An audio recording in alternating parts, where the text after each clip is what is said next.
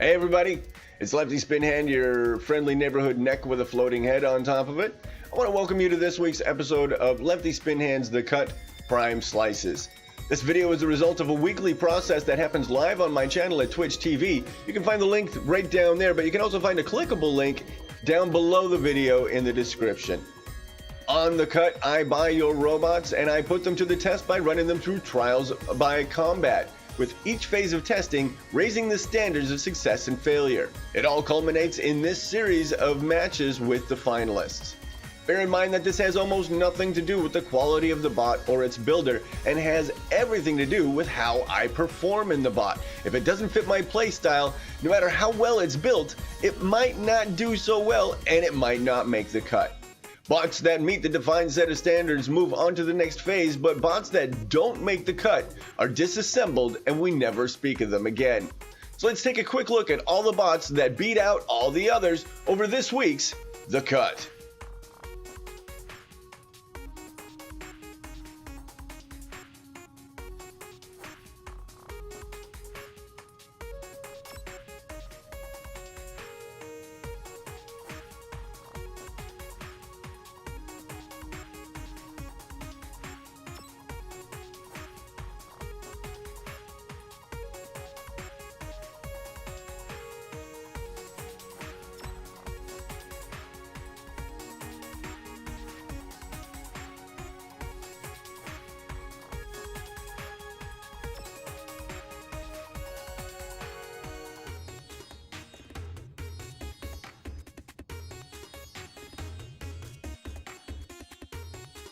In position number 5, we have White Shadows, who built Hopefully a Good Cop V2. This is a 1518 CPU bot. It's got 4 Puma thrusters, 4 Leopard thrusters, 3 Invader rotors, 3 Cheetah thrusters, 2 Tornado hovers, 22 Helium cubes, 5 Vaporizer lasers, and 4 Mender nanos. This bot has a 44% damage boost, a 43% health boost, an 18% speed boost. This bot should be renamed to definitely a better cop than V1 because it absolutely is.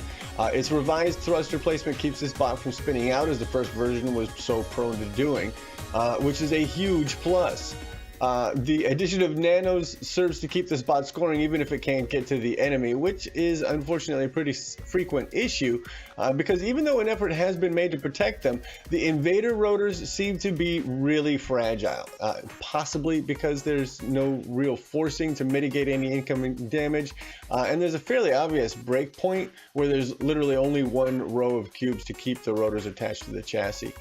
Over 130 CPU has been dedicated to the helium cubes that run across the top front of this bot.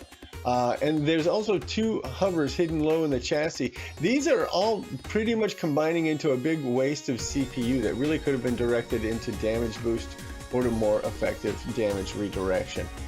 All in all, however, this bot is a fighter, and with some time in the cockpit, pretty much any pilot should do well. In phase 1, this bot scored a 5.34 on the score velocity meter. In phase 2, it scored a 5.01. In phase 3, it scored a 3.80 for an average score velocity of 4.72.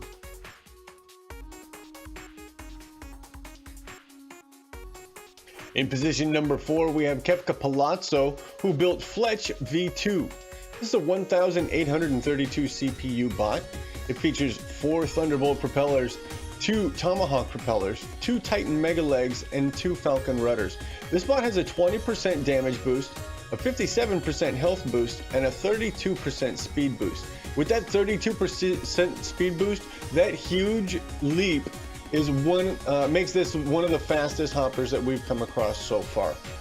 This bot's tanky props and big health boost give this bot staying power in spite of its relatively small damage boost, and its speed boost allows it to make good escapes once that stay has actually been worn out. Just a bit of practice will show a good pilot that the occasional corrective left or right turn while in mid-leap will minimize the tip over that often plagues prop hoppers. Another fine product from Kefka Palazzo's garage. This bot is proof that good builders can create balanced bots in an often unbalanced meta. In Phase 1, this bot scored a 5.77 on the score velocity meter. In Phase 2, it scored a 5.32. In Phase 3, it scored a 3.08 for an average score velocity of 4.72.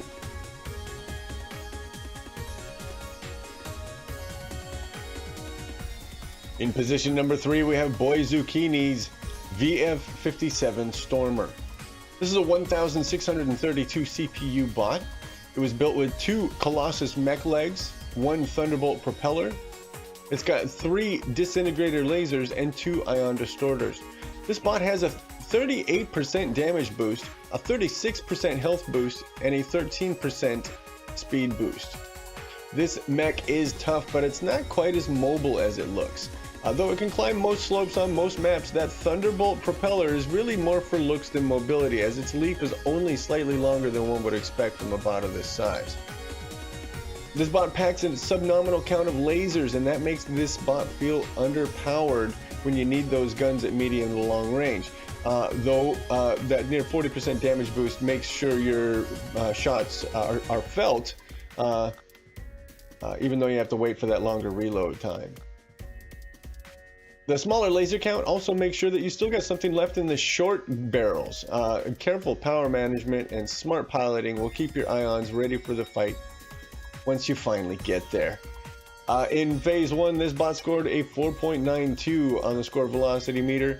In Phase 2, it scored a 6.03, and in Phase 3, it scored a 4.98 for an average score velocity of 5.31.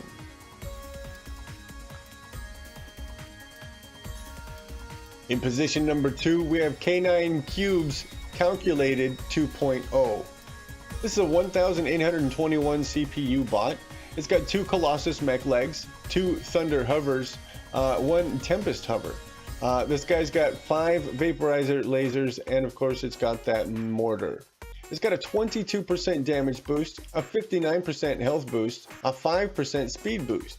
Now, while this record-breaking bot was submitted as an any mode bot, I really feel that it shines in TDM play.